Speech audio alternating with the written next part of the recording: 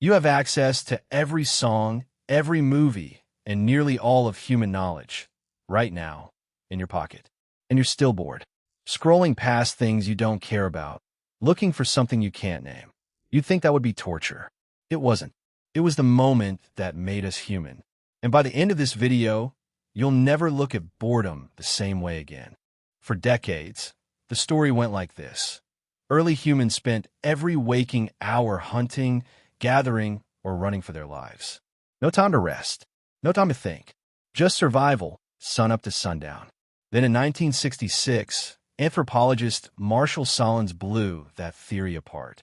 Sahlins studied hunter-gatherer groups like the Kung and found something the entire academic world didn't expect.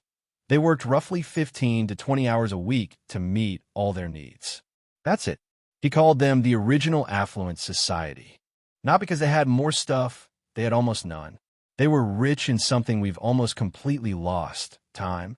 So what does a brilliant, idle brain do with an empty afternoon? It creates. 75,000 years ago, in Blombos cave, South Africa, someone picked up seashells, hand-drilled holes through them with raw stone, dyed them red, and strung them into a necklace.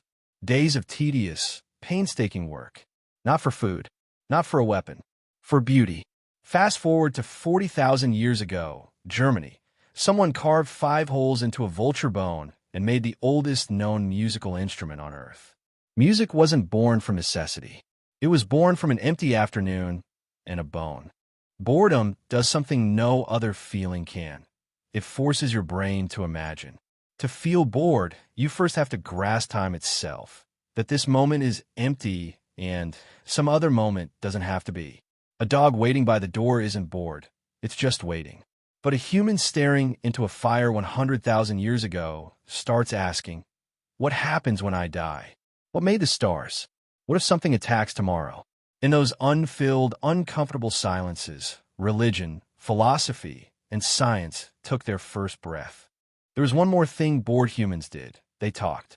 Anthropologist Robin Dunbar found that over 60% of modern conversation isn't work, or logistics, or deep philosophy. It's gossip. Primates bond by grooming, picking through each other's fur, one at a time, for hours. Language let humans do the same thing, but for a whole group at once. One story, 10 people bonded. Boredom birthed storytelling. Storytelling birthed gossip. And gossip is the glue that built human society. 75,000 years ago, boredom gave us art. 40,000 years ago, it gave us music. For thousands of generations, sitting in silence is how the human mind processed the world. Today, we've engineered boredom almost out of existence. Neuroscientists call this idle brain state the default mode network. It's responsible for deep creativity, empathy, and self-reflection, and it only switches on when you stop consuming. The next time boredom creeps in and your thumb reaches for your phone, stop. Just for 10 minutes.